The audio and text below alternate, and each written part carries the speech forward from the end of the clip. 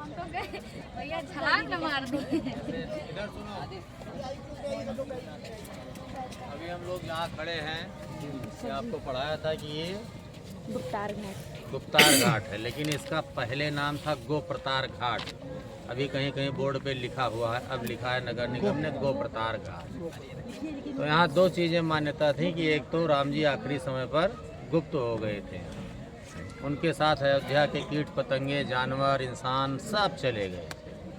एक मिथक और है कि गोप्रतार घाट मतलब जो गैयाँ थीं वो जो चरने जाती थीं तो गोनार्द मतलब गोंडा जिला बिल्कुल इससे सटा हुआ है। तो यहाँ पानी कम हुआ करता था, तो गऊओं का खाली जो नीचे का खुर होता है वो भीगता था, इसलिए इसको कहा जाता था गोप्रतार। मतलब गैयों का खुर उतना भीगता था और वो उस पार चली जाती थी चर के, फिर वापस आ जाती थी, तो इसलिए इसका नाम गोप्रतार घाट पड़ा। तो दो मिथक, एक तो राम जी वाला और एक गाय वाला। तो ये दोनों चीज़ें कभी भी आपके सामने आएंगी तो आपको दोनों ऑप्शन रखना है, गोप्रतार और गुप्तार घाट। अब यहाँ क्या है कि पहले गवर्नमेंट ने इतना ध्यान नहीं दिया, अब यहाँ सब सारी चीज़ें डेवलप हो रही हैं। तो हमारे धर्म ग्रंथों में अयोध्या में सिर्फ महत्व सरयू जी का है। कोटि कलप काशी बसे, मथुरा कलप हजार, एक निमिष सरयू बसे, तुले न तुलसीदास। तो सरयू जी का इतना बड़ा महत्व है कि करोड़ों जन्मों का फल कहीं भी रहने से और यहाँ एक क्षण रहने से जो प्राप्त होता है वो कहीं नहीं प्राप्त होता है। ये सरयू मैया की महिमा है। और ये जल ऐसा है कि ये कुंवारी नदी माना जाता है सरयू मैया को। इनका एक नाम वशिष्ठा भी है।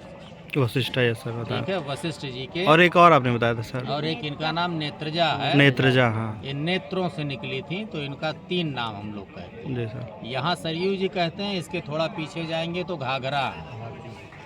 अब गवर्नमेंट ने ये पॉलिसी चालू की है कि ये जहाँ से उत्तराखंड से निकली हैं तो वहीं से इनको सरयू नाम दिया है। Yes sir. उत्तराखंड में इनको घाघरा कहते हैं, फिर यहाँ आ गई तो ये सरयू मैया, और ये फिर बलिया में जाके गंगा जी में समाहित हो जाती हैं। ये डायरेक्ट रामेश्वरम या समंदर में जाके नहीं मिलती जैसे अन्य नदियाँ जाके समंदर में मिलती हैं।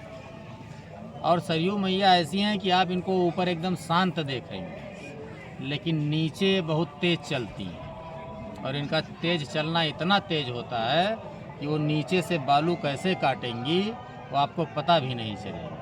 इसीलिए ज़्यादा दुर्घटनाएं होती रहती हैं कि आदमी अगला पैर रखा और वो सीधे नीचे, तो नीचे तो यहाँ डुबकी लगेगी तो वहाँ हल्का सा दिखाई देगा, उसके बाद फिर वो नीचे हो जाएगा, फिर वो दिखाई नहीं देगा। तो हम कभी भी गेस्ट को लाते हैं तो उसको समझा के फिर उसको खाली आचमनी कराएंगे। वो स्नान भी करना चाहता है तो उसको किनारे समझा के थोड़ा सा कि भाई साहब यहाँ बहुत अंदर नहीं जाना है, आपको नहीं घटना हो सकती है। तो ये गोप्रतार घाट है। यहाँ से हम लोग आज अपनी शैक्षणिक यात्रा चालू कर रहे हैं। और अभी जो हमने आपसे बात की थी कि 1902 में जो एडवर्ड विवेचनी सभा थी, जो पत्थर लगाया था उन्होंने सब, वो पत्थर के पास अभी ले चलते हैं। फिर वो पत्थर जहाँ जहाँ आप जाएंगे वहाँ खोजिएगा। Yes sir. और वही डायमेंशन पत्थर का रहेगा, तो उसमें सब संख्याएं पड़ी हुई हैं। तो अब जहाँ चरण पादुका जो यहाँ का मेन मंदिर है, ये कहा जाता है कि प्रभु आए थे, जब गए तो वो चरण उनके यहाँ रह गए। तो मंदिर तो कई हैं, तमाम है, लेकिन जो मेन मंदिर है वो वहाँ हम लोग चलेंगे। ठीक है? Yes sir. फिर उसके बाद हम लोग यहाँ पकौड़ी का आनंद लेंगे, है ना, थोड़ा अल्पाहार लेंगे। और यहाँ के पकौड़ी के बारे में कहा जाता है कि वो ऐसी पकौड़ी है कि वो आप घर में भी नहीं बना सकते हो, किसी 5 स्टार होटल में भी वो चीज़ नहीं पा सकते हो। वो स्वाद ही ऐसा है कि वो पता नहीं क्या सरयू मैया कृपा है। और यहाँ एक लोग ऐसे हैं, पकौड़ी की उनकी दुकान है कि वो ठंडियों में हाथों से निकाल देते हैं पकौड़ी गरम तेल में। एक ही बंदा है।